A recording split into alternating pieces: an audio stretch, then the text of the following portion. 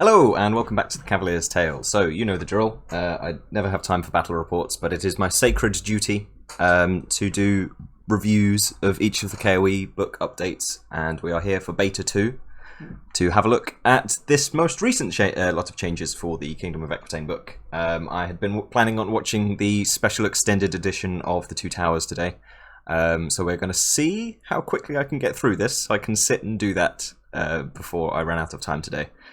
Thankfully it's a slightly smaller change today. As we're in beta, it's a little bit less tumultuous, I guess. I hope that's a word. Than the alpha state of the book. So we're very unlikely to see any units being removed from the book, or any units being added in, or anything crazy like that. So mostly points changes, a couple of design changes here and there.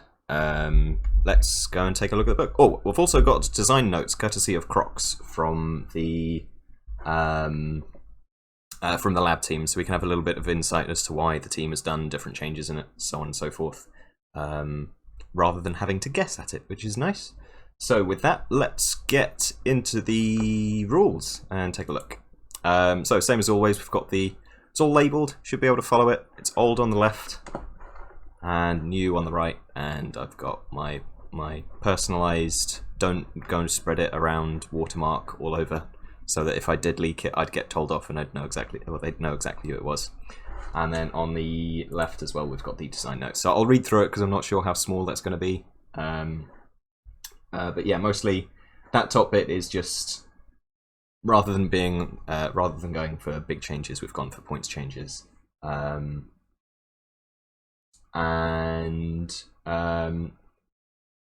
Yeah, so the final important note here, as you all know if you've been following KoE lists from the last couple of months, with this set of changes we're also optimistic that the forthcoming testing period of Beta 2 will offer more balanced data, unlike Beta 1, which was heavily influenced by characters riding hippogriffs. Yeah, if you say a KoE list in a tournament at the moment, you generally see at least one hippogriff, generally two. So let's go through the changes. So let's scroll through until we find one. All the orisons and the blessings stayed the same. Daring has been deleted, so that's that rule there with the can't voluntarily flee a charge and you get rerolls panics. And the reasoning for that is we've decided to get rid of the daring special rule. While the rule had its appeal, it only affected 3 units. We found that that we could resolve these issues with standard rulebook rules, which is fair. I think rather than having something that you could very easily do with something in the rulebook, just get rid of it. Like, whenever I have to explain daring to my opponent, it's fearless but with extra steps. So that's fine. Like, you know, we'll have a look at the units that affects in a moment, but you know, not a loss that's going to be felt keenly by anyone, I don't think. The next change we've got is Ordo Minister. So where is that in here? There he is. So previously you had to spend a blessing token to do any healing at all. Now you only have to use a blessing token if you're healing either a champion or a character. So for purely rank and file, you get it entirely for free. If you've got an Ordo Minister in the unit, so that's the Ordo Sergeants that are all Ordo Ministers, you just raise a hit point for free in a friendly magic phase. If you've got a cleric joined to any kind of unit, then at the start of a friendly magic phase you just raise 1 hit point from your rank and file. The reasoning for this was the complaint was it was over-nerfed, so we returned raising rank and file models for free. The folk hero cleric option also needs more help as it is completely vanished from lists. So I think that's fair. I think maybe points would have been a more sensible way of addressing this. I think I've said in a previous update video, of all the 16 factions in 9th Age, plus all the supplements and everything, one of the 2 human, like regular human, like granted KoE are the slightly more magical human faction, but of all of those factions it shouldn't be the human factions that get free healing. If we weren't seeing clerics in lists, it's because it's quite expensive for what it does, considering there's also a cost attached to the healing that you get to do when you choose to do it. I don't think giving free healing, personally, back to rank and file makes much sense from just a feel, like a game feel. Like it's not a great experience for your opponent if you stick a cleric in a questing knight unit and you raise 75 hit points worth of guy just back up automatically, and like that can make quite a difference on turn 6 as well. If you're just like, if you have to spend a blessing token for it, you've got to manage your resources to be able to do that to deny points. This way, you just have your cleric and you raise a hit point up, and that could save you from losing, all the points for the unit or half points, or just go from half points to no points for your opponent, which is harsh. So, from a purely selfish KoE point of view, fucking love this. This is great. Like, I love free healing. I love getting stuff that's awesome. But from an overall game view, this is rough for opponents, and from a background point of view, it doesn't make much sense that KoE get free healing. If you have to spend blessing points, that's fine, because you get the image of, the cleric is channeling a certain amount of magical energy to be able to do this. But this feels unfair. So that's the reason. So I don't know. I would have rather have seen Order Minister drop by 15-20 points if it was that bad, or Cleric drop by 15-20 points if it was that bad, and then see if that worked instead. But there you go. I mean, still the very, very important like mid-game raises for champions and characters, that still has to be a blessing token, which is good. So we're kind of in a weird middle ground here. The next change, we have got some points changes in magic items. So all of the weapons have stayed the same. The armor enchantments, Percival's Panoply has gone back down to 70 points from 75, so just a 5-point change, but it means that you can fit... No, there aren't any 30-point weapon enchantments anymore, because Cleansing Light went down by 5 points. But, I mean, it means that you can put, 30 points in with the BSB, which is enough to put some stuff on him, and, what was the reasoning for this going down a little bit? Was there anything particular? No, it's just, I don't know. Maybe the pick rate is just a little bit off then, I guess. Other than that, the Banner of Roland has got a design change, so it was Devastating Charge Aegis 4+, and this has gone to Aegis 5+, and it's dropped 10 points. We all saw that coming, didn't we? We'll have a look at the design notes anyway. Crocs and the team have said pricing this item would pose a challenge in the future, especially for core units, leading to a substantial price hike. We all remember the days of 115 points for the Banner of the Last Charge in the Slim book, so we don't want that. So we've fixed it now and kept it at a sensible price, which we're all going to be very thankful for, I think. The options were to either nerf Aegis to 5+, or restrict the banner to special units only. Given that we already have a special unit banner, that's the Oriflamme, we went with the Aegis nerf. Not nerfing the banner would have likely raised the price to 70 points or more. It's worth mentioning that the present version was used in over 2/3 of the lists and was the most used magic item. So, I mean, that's not a surprise, is it? Giving your rank and file a 4+ Aegis on the charge for free is great, because that affects your dangerous terrain checks as well.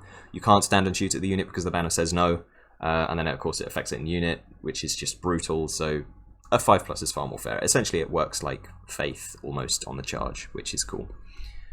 Next change. The rest of the banners all stayed the same. The artifacts didn't change at all. The Damsel has just dropped 10 points for Sainted. It's down from 40 up to 30. Other than that, all the mounts stayed the same. The Equitan Lord has had a fair few changes, so we'll have a look at the points for his mounts and so on first. Now, I've not seen this before. Correct me if I'm wrong in the comments, but I don't think I've ever seen a weapon option for a character that is free. The only one I can think of is Chosen Lords and Doom Lords, with their, you have to pick between either a shield or a spiked shield. And, pick one, and you're forced to pick one, so the price for the shield is already in the base cost of that unit. Potentially there's something free for the Marshal in the EOS book, but I think that's just BSB and that's a flavor thing. So weirdly, the Halberd and paired weapons have gone to free. The Bastard Sword and Lance have gone up 5 points, and the Great Weapon has gone down 5 points. Now, I think this is a result of Beta 1 seeing exclusively hippogriffs. If you're on a hippogriff, you're not going to be taking a two-handed weapon because the hippogriff only gives you +1 armor. It's really big, so it's very easy to see. So you can't very easily get to a 2-up or a 1-up save without taking, like, Ghostly Guard. Well, 1-up save requires Ghostly Guard. If you've got a two-handed weapon and you want a 2-up save, then you have to go also Ghostly Guard. And that's a bit of... it's not really what you want, because, you know, magical attacks and stuff, so that's... You know, you're going to be taking all sorts of damage from, like, other characters, magic missiles and stuff. And as you can't hide in units or behind units quite so easily, that's not good. So I think this is... I mean, you know, it's 5-point changes, so we're reading too much into it here, right? But I've not seen it before. I think this is weird. I think maybe that it's just... I don't know, the base cost for the Esquadron Lord could have gone down 5 points, or maybe just address the mounts properly rather than fiddling with the price of the weapon options. I'm very pleased to see the Great Weapon has come down from 40 points. That's a relic of when we had the old Black Knight's Tabard and Blessed Inscriptions before it was changed to Eldritch Inscriptions. So that will, fingers crossed, work its way down to like a sensible price point. The Bastard Sword going up 5 points is a bit rough because it was quite expensive at 20 anyway. But we're about to see a lot more mounts other than hippogriffs. A lot more mounts other than hippogriffs, and I'll show you why in a moment. So, you know, bit odd, but I imagine that it'll fluctuate again. I mean, again, 5 points change. We're reading far too much into it. In terms of mounts, the Revered Unicorn has gone down 5 points again because there isn't really a reason to take it over a Destria. If you want to put your Sainted Lord on a horse, I think you're probably a bit mad. So that's kind of why the Revered Unicorn isn't taken. If it had +2 armor, then you would absolutely see it because it's great. But with +1 armor, it kind of suffers from the same issue that a Hippogriff does without the 4th hit point and without Res 5. So we'll see. The Destria stayed the same. The Pegasus Charger stayed the same, but was buffed indirectly, and I'll show you what I mean by that in a moment. The Face Steed has gone down 10 points, which is crazy considering the buff it's just received. But we'll take a look at that in a moment. And the Hippogriff has gone up 15 points, which is also pretty brutal considering the change it's just suffered. So, again, we'll take a look at that in a moment. In terms of principles, the Excellence has gone down by 5 points. Faith has gone down 5 points, which, I don't know, was nobody taking Faith? Faith is awesome. It's probably a symptom of Hippogriffs again. If people are taking Hippogriffs, they're not taking the principles, the buff units. So, cool. Yeah, that's fine. Let's see if we had any mentions on this. No, it's just points changes, so no. The Paladin. So the Paladin has gone down 50. Well, Paladin has gone down 15 points, but the Sainted has gone up 10. So down 5 for a Sainted Paladin, down 15 for a regular Paladin. Its weapons costs have gone to the same as the Equitan Lord because of Hippogriffs again.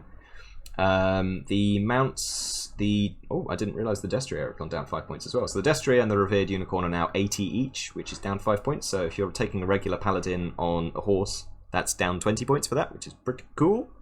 The Pegasus Charger has gone down 5, the Face Steed has gone down 5, and the Hippogriff has gone up 15, so... Oof. So that's what, like a 20-point difference? You know, in terms of, like, which ways those have gone. Like, you know, it's 15 points more expensive. So what's that? I guess you've stayed exactly the same. If you take a Paladin on Hippogriff, it's still the same points that it was previously, so maybe that's not so bad. It's just 15 points more expensive on the Lord, because the Lord stayed where he was and the Hippogriff went up 15, so not nearly so brutal here for the Paladin. So we might see Paladins on Hippogriff still. Maybe. I'm not sure why you would over the other ones, but maybe. Next change, the Folk Hero. So the Folk Hero's had a couple of points changes. So it's gone down 10. Those 10 points have been shifted into the Heraldic Steed because the Heraldic Steed is a fantastic mount choice for the Folk Hero. The Destria has gone up 10 points. The Face Steed went up 5. The Revered Unicorn has stayed the same, and the Pegasus Charger has stayed the same. Again, you've got weird weapon choice prices. I don't know why some of them are free. I'm not sure why we're... I don't know. I don't think I've ever seen weapon choices over hand weapon and shield been promoted anywhere before. But sure, okay. In terms of heroic traits, the Quinn is the same. The Cleric has gone down 5 points, in addition to that crazy buff where you can raise rank and file for free again. The Castellan is the same points. The Minstrel is the same points, but the Castellan now gives the old, peasants within 6 get. You've got commanding presence 6 inches ordeal, so that's all your peasants. They gain discipline 8 while they're within 6 of this guy, which is cool. It's quite minor, but it might come up occasionally. I guess you can combine that with Crown of Autocracy if you want to run a peasant list, and then you can get kind of 2 generals out of that, because you'll have 9 inches and 9 inches and 12 inches, or 18 if you go for a hippogriff. So that's quite nice if you want to go mad and play peasants. Let's see if there's a note in there. Folk Hero. Here the base price is mostly tied to internal balance, where on-foot minstrel should cost closer to an on-foot damsel apprentice. The price was offset by increasing the price of most playable mounts. So yeah, that's what I said. So the 10 points here has been shifted to here. Next up, let's scroll this way. Okay, so the Destrier is the same, the Heraldic Steed is the same, the Revered Unicorn is the same, the Pegasus Charger is the same, and look how they've massacred my boy. So don't get me wrong, when I first saw the Slim book at the lab back in December of 2021, I thought that Relentless was an unreasonable rule that just makes your cowboy better for no reason. I don't think I said it in the review because I checked, but this was always unreasonable. Let's be real. You never need minimized discipline checks on your crazy tanky, really killy, very easy access to healing, has an Aegis baked into his base cost. Sainted Lords, Paladins, Equitan Lords on Hippogriffs are really, really good and have access to healing and all sorts of stuff. So they are really, really hard to kill. So they've got a weakness of, if you hit it with a unit that has static combat res of 6 or 7 or 5, you should break it and run it down. That should be a thing for cowboys, that you hit them with a big block of infantry and the infantry go, I've got ranks and I've got banners, go away. And the cowboy goes, yeah, fair enough. Hippogriffs ignored that because some tenuous link to background. So while it's rough to lose this after a year and a half, it probably shouldn't have been here in the first place. I'm still very sad because I love Hippogriffs for the minimized discipline. It makes them fantastic tanks, but probably quite unnecessary. I do think that taking this away and then raising their price by 15 points is going to cause issues internal balance-wise. Particularly, as you can see here, the Faced Heat has gone back to its previous Aegis +1 max 4+. So, I mean, in addition to it going down 10 points for both the Paladin and the Equitan Lord, you won't see Hippogriffs anymore, and you will just see Faced Deeds and Pegasus, which feels like just flip-flopping between different problems, which I think would have been less of an issue if we'd kept all of the points for everything the same and just made those rules changes. So, yeah. We'll have to wait and see if I'm correct, but my guess is we're not going to see Hippogriffs anymore. We're going to see way more Phase Deeds. We're going to see way more Pegasus, almost to a point where it's like, why is the Pegasus dead? The Hippogriff is dead. That's why the points have gone up, and it's lost its rule that makes it good at the thing that it was supposed to do. Not that it should have been good at that in the first place, but there you go. Let's see what the design notes say. So the design notes for the Hippogriff mount say the Relentless rule was removed. This rule gave the mount a feeling that this is a tank mount. While we want this mount to be The offensive one, due to it being the one bring high quality attacks, phase steed should be the tank mount. Another thing, all forbearance principles were on a hippogriff mount because it combos so well with being a good tank.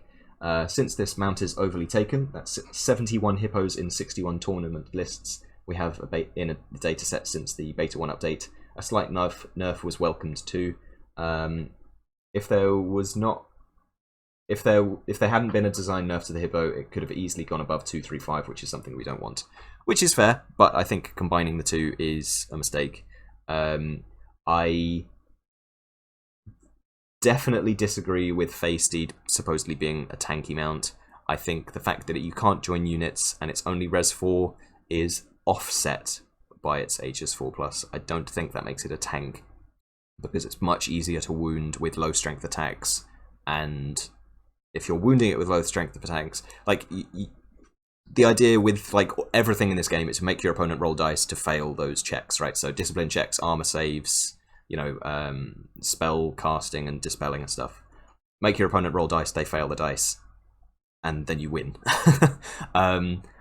With only a res 4 mount that can't join units, it's very, very soft, and that's like you know, that was very much shown in the previous update where it went to a cap of, like, it was very difficult to get to a 4+ save on a phase steed, so we didn't see any, because it's very, very soft. If you go back to a 4+ Aegis, it becomes offset and it's survivable enough with the healing.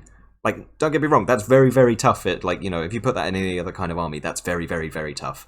But if you compare between like a hippogriff and a phase steed, why would you not just take the hippogriff? Because the hippogriff gives you +1 Aegis and +1 res, and it's way better in combat. So yeah, not sure about calling the phase steed a tank, because it's not. But there we go. The phase steed mount. So we reverted back to bonus Aegis working all the time, mainly to give the mount a slight eliteness boost and to alleviate the pressure from prayer etched enchantment being the only source of pure 4+ Aegis. So yeah, that's fair. It was always going to be a dead entry without a global 4+ Aegis, I think, especially compared to other great mounts in the army. And like I said, if you can get to the same Aegis with a hippogriff very, very easily, why would you take a phase steed? Yeah, so we'll have to see how this shakes out, but for the moment, I think lots of phase steeds I see in our future. On to the next change. Feudal Knights haven't changed at all. Auto Sergeants got buffed indirectly by them constantly raising one rank and file guy for free every friendly magic phase. Lowborn Levies, their shields have gone down by a point, so it's now only 8 points per guy with a shield. Don't know, I don't use Lowborn Levies. They get stomped and they're very subject to fear, and you have to babysit them, so they're also real slow. And you can't take magic banners, so you can't take a relentless bander, so meh. Shields being slightly cheaper is good for some people, I think. Lowborn archers have gone down an extra point per additional model. That's down an additional point from the last update, so these guys will keep going down because they are not worth their points at the moment, because they used to have accurate and now they don't. You see them occasionally, but man, losing accurate and going back to like regular bows means they're very, very underwhelming. Nothing else about them changed. They are for the shooting cap is still, if you take any shooting from special, then these guys get reduced, which I feel like could be solved more easily with a 20% shooting cap. But I mean, you know, whatever. If you're taking KoE for shooting, you're probably mad. And if you're taking a little bit of shooting in special, you're not taking shooting in core, so it's not a problem really. Next up, some points changes for the Men-at-Arms. Down 10 for the base unit, up 1 point for the extra models. Just because you're never going to see 15 man units of Men-at-Arms, because the big units are where it's at. The Reliquary has gone down 5 points. Knights Resplendent. Okay, so when I first saw this, I thought this was a bit crazy, because 7 points extra per additional model is madness. Like, that's so expensive. Like just on like reading just the plus 43 points extra model or plus 50 points extra model. But the base unit has also gone down 15 points, so you're only going to be starting to see that change once you get to 9 models of the unit. Once you're at 9 models per unit, the cost of the unit has gone up by 6 points, I think. Let's have a quick check.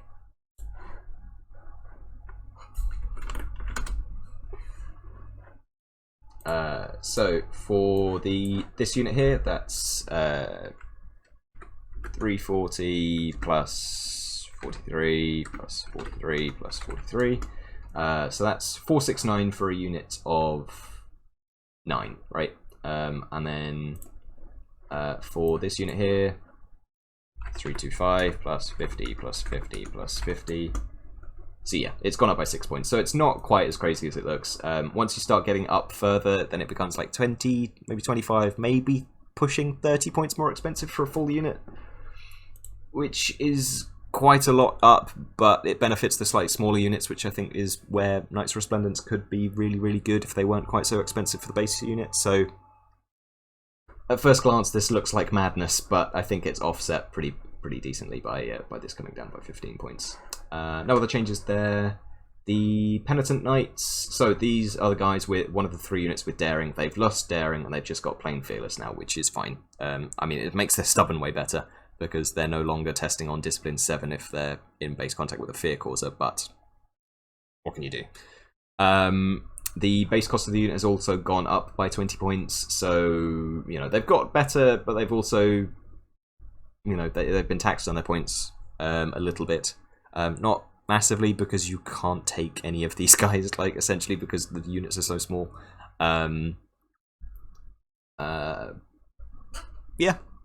Yeah, nothing much more to say. The Fearless is cool. It just means that you don't have to spend quite so much time explaining the unit to opponents. Next change, the Knights of the Quest continue to skyrocket in points. So down 5 for the base cost unit and up 5 for each additional model. So essentially a full unit of 10 is going to cost you 15 points more, which isn't massive, but 80 points per hit point is crazy. Especially when, if your opponent is smart and doesn't feed you the unit that you've quested, they are AP1 on the grind, which is no good. And they have only a 6+ Aegis unless you start feeding them Orisons as well. I'd really like to see a design change for these guys. The quest is so brutal and so polarizing. If you're not fighting the thing that's the quest, they're only AP1, they don't get any rerolls to wound, they're only strength 5, which is very much like middle ground. Like, it's really good for like a ton of very small frontage attacks, but I don't know. It's not much of a secret that I'm not much of a fan of Knights of the Quest anyway, and I think reaching the point where they're starting to cost what Grail Knights used to cost, but they don't, you know, they're not quite as universal as Grail Knights, so yeah, I don't know. I would like to see them be 60 points a model and just do whatever you need to do to their rules to make them not 80 points a model. You know, get them down to that price point. So there you go. Let's actually. So there might be. Is there anything in here about that?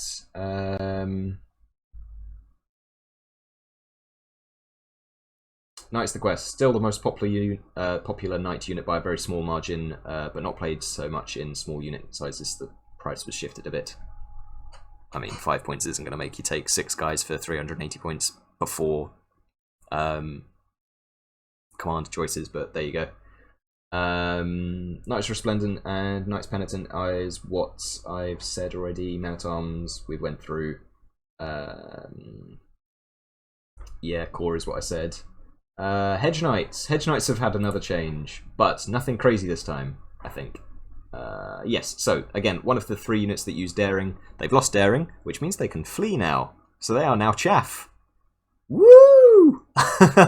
They've got minimized panic tests, so they're pretty good at taking terror charges as well. And Discipline 8, they're also a lot harder than your Yeoman because they've got Courage for a 5+ Aegis if you're shot with something big, and if you're shot with something small, you've got a 3+ armor.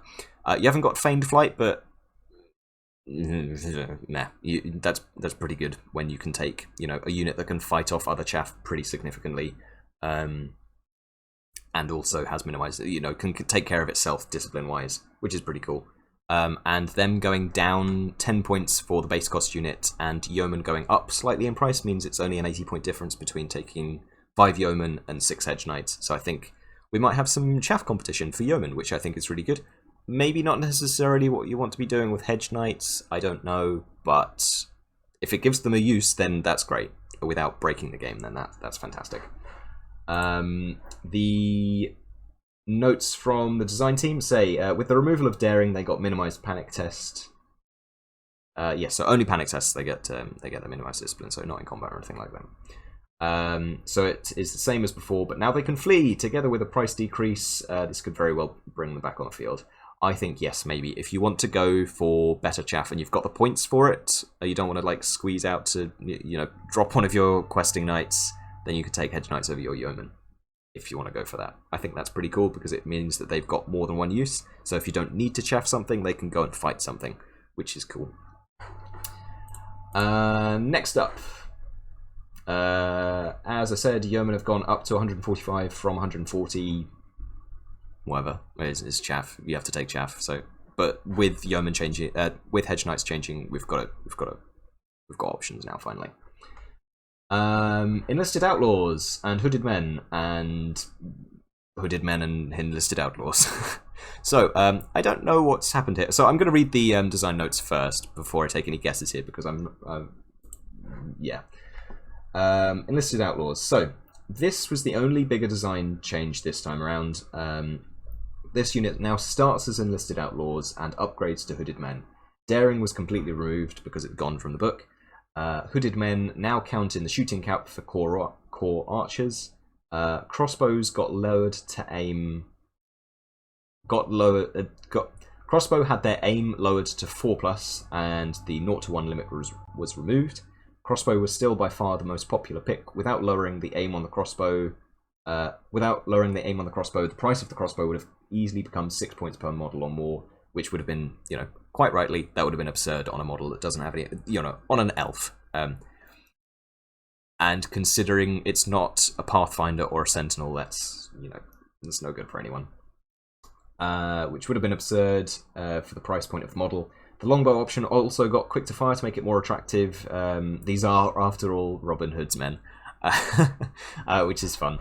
So yeah, I think there's a place for a unit of 8 is 118 points for 8 guys with quick to fire longbows on a 3+. That's good for shooting off chaff, which is potentially something they might struggle with because you have to tech your magic quite specifically in to get magic missiles in, really. So if you've got the points spare and you want to go for something like this, then that's fair. The crossbows, scouting crossbows are also pretty good. The range 30 and strength 4 AP1 is pretty good at, counter-battering elves or shooting off war machines or just being an annoyance. And they're pretty cheap for that. So I can see the appeal of the Hooded Men upgrade, because that gives you hard target skirmisher. And then we look directly at like the base unit. It's lost unstable, so it's just a regular unit now. It's lost daring because daring doesn't exist anymore, so it's a regular, will panic and will run away and, bad at all that kind of thing. The base unit has no armor. It's got a 6+ Aegis with Ordeal. It's light troops and scouts, and then offensively it's got 1 attack each, strength 3, AP1, paired weapons, and throwing weapons. I don't know what these are for. I don't know what you'd take them as. I don't know what, like, the only thing I can think of is a wizard bunker for a Quinn on foot or a damsel on foot. Quinn you can tech to be, you can give them heavy armor and a shield and a destrier. They've come with an Aegis, so you can just plonk them in the front line and they'll be fine. They're also tough 4, which is great for a wizard. And damsels have their beloved, so they get stand behind. So you don't need a wizard bunker. The base unit here doesn't score. It's only got throwing weapons, so it's not very long ranged. Like, it's got scout, so like you can kind of get close to things for your throwing weapons, but I don't know. Feel free to go out there and prove me wrong. I'd love to see someone get some use out of the base unit, but I'm not sure I see how they compete with anything or are good or anything. And if you want to take a unit like Enlisted Outlaws, just take Naiads, because Naiads obviously beat them by so much. So curious. I think it would have been. I think it's very strange to give the base unit throwing weapons and nothing else. But hooded men are really cool, and you can take lots of crossbows again now. So cool. Okay. Siege weapon points changed a little bit. The just 5-point increase for the Scorpion because it's good. Quote mark. Quote air quotes. Trebuchet stayed the same. Pegasus Knights. Everybody give 3 cheers for Pegasus Knights. We're back at a 2+ armor save. Woo! So to achieve the 2+ armor save, we have lost a hit point per model, but to offset that, we have also gained an additional model for a max size unit. I think the full unit has gone up by maybe 30 or 40 points. Let's see. So it's gone down 15 for the base unit, and then it's gone down 5 for the other two. So 25 points. So it's gone up maybe 50 points, I think. 50 points for like a 6th guy. But remember, all the attacks stay the same. So you might have lost... So like a full unit with a banneret... In the old, like these guys, you had 15 hit points, and in this unit you've got 12, 13 hit points. So you've only lost 2 in a max size unit to go up 50 points and gain an extra guy for, panic checks, for scoring at the end of the game, giving you extra attacks. Just gives you like an extra guy to make this a better bunker for your Pegasus Knight characters, which I said earlier had been indirectly buffed by these guys. They're just a better bunker for Pegasus Knight characters now, which is great. I think these are way, way, way, way, way better. Way better like this. Just because like 6 guys is way better. A 2+ armor save is like... you're way more resilient to AP1, AP0 shooting and combat, which just means you can actually grind with these because you couldn't before. They were pretty terrible at it in this like build. So very, very pleased to see this. I think maybe the banneret should probably go up by a little bit in the next update. It'll go up to the 30, 35 points, but the rest of the bannerets are, because you now benefit from the extra hit point on Pegasus Knights, because you're 2 base on these, so a Pegasus Knight champion with banneret is 3 hit points. So yeah, very pleased to see this. This is very exciting. Let's take a look at design notes. We asked ACS, that's Army's Community Support, if you're unfamiliar with that, if the community would rather have them as is or a better armor, but hit points lowered to 2. Unanimously, the second option was more liked, so here they are. And, I'm part of the community, and yes, absolutely, they're so much better like this. A unit of 5 of them with armor 5 and 2 hit points is slightly worse than the current 4 armor 4 3 hit points in a unit of 5, but they're much better against AP0, almost the same against AP1, and worse against everything with higher AP. But we increased the unit size to 6. Basically, these are the same as the Slim book of Pegasus Knights. Yes and no, because of Orisons, because of Courage, because the rest of the book is much better, because of bannerets, giving them static combat res. So yes and no. I think saying that a unit of 5, like comparing a unit of 5 of these guys to a unit of 5 of these guys, yes, these guys are generally going to be better. But you can now take 6 models, and I don't see a reason why you would take 5 and not 6. If you're going heavy with Pegasus Knights, you probably go for a max-sized unit, and that's just so much better than the Beta 1 Pegasus Knight units. In my limited experience from my one game, and also just looking at it and knowing from what Pegasus Knights were before. So, again, feel free to go out there and prove me wrong and show me that Pegasus Knights are still terrible and we should have them, with a stat line of 10 or whatever. But I like these way better. I think that's just much nicer. It's a lot more... I'm into this. I'm very excited. Getting towards the end of the book now. Sky Heralds have gone down 10 points for these. For the base cost unit, but whatever. That's fine. Fae Naiads have gone down 2 points for extra models. Not sure why. And we haven't got a note saying why either, so don't know. Maybe that's just usage. I think Naiads are great. From what I've tried, they're a pretty cheap combat unit, and they benefit massively from Druidism heals because you get like 4 hit points back for them, which is 2 guys, and they're very resilient with 2 hit points each and a 5+ Aegis. So that's cool. The Friar's Lanterns. So this is quite exciting because, like, if not specifically for the 20-point drop, but there was extended discussion if we change it to Fey Chaff, so just letting it flee normally, rally normally, whatever, just treat it like a normal chaff unit, like Yeoman. But decided to give it one last chance at a pretty big price decrease. Since the army book is in beta, we will not remove this unit from the book. This can happen in alpha, but not in beta. So we, love or hate the Friar's Lantern, and I think I know where most people might be leaning. We are stuck with it now, which I think is cool, because I think it's really funky. I think it's a really cool idea. I think it's something different in the game that's just a little bit more, creative. And it's very trickster Fey, which is, what you think of when you think of Fey in fantasy. So I really like that. I'm glad that we're keeping it like this. I think the 20-point drop in price is great, because that makes it very, very cheap, especially with Yeoman going up massively in price.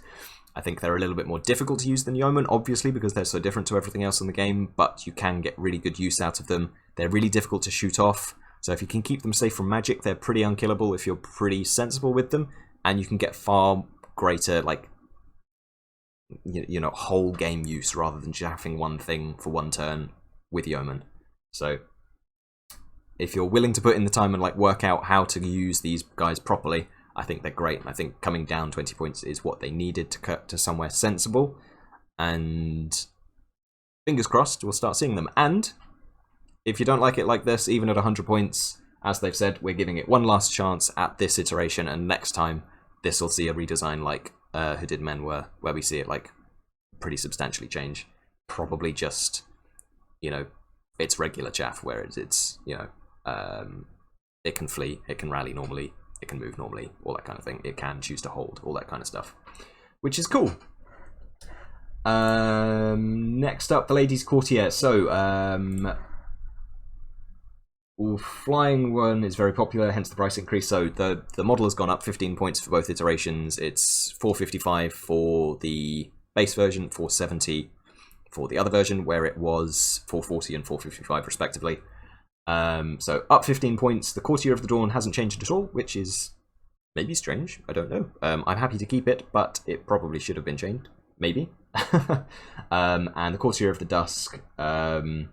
The Spellcaster one, we were told to streamline with other similar units in the game, as in giving him access to 4 spells. So essentially treating him more like a Wizard Conclave. So we saw it with the Initiate of the Fiery Heart, and then, spell conclaves, Wizard Conclaves like, Spectral Hunters, Wraiths, Briar's Maidens, Naiads, all that kind of thing. You get 4 spells and then you pick from the 4 spells, rather than just being a Wizard Adept, which is way too flexible. And it's still got a pretty good spell selection, I think, and you can now mix Witchcraft with Fountain of Youth, because, let's be real, no one's ever taking Entwining Roots over a Fountain of Youth. So makes it a little bit more flexible. Is that a buff? Don't know. Maybe. Could be, depending on the spells that you want. Yeah. That's fine, and up in points again. I think it'll probably still keep going up in points, because I think we'll probably still see it, because it's still great, because AP4 at Agility 7 with 5 Strength, 5 attacks is insanely good when you don't have to spend character points on it. Yeah, we'll see. And the Fey Knight, literally just the base cost has gone 5 points up, so it's now, it was 330 for the base, and then 335 for the other 2. It's now just 335 for all 3. There you go. And that is that. I don't think there was anything. Yeah, no. And that's the lot. So thank you for sticking with me. This was supposed to be a shorter one, and I've still prattled on for 45 minutes. I just enjoy talking about this book, apparently. Let's scroll to the end so that you can have a look at the thingy at the end. There's the changelog. of all the different things that have changed, and then there is the price. So, as you'll notice, most of this stuff has gone down, so I don't want to be hearing any complaining about this, how this is nerfs. And there we go. Yeah, far more downs, far more greens than reds, which is nice. Maybe not necessary, considering some of the rules changes, but maybe I'm just being really optimistic because I'm like that, and maybe this is terrible. Tell me in the comments. Thank you very much for watching. I will catch you for Beta 3 most likely. Yeah. See you next time.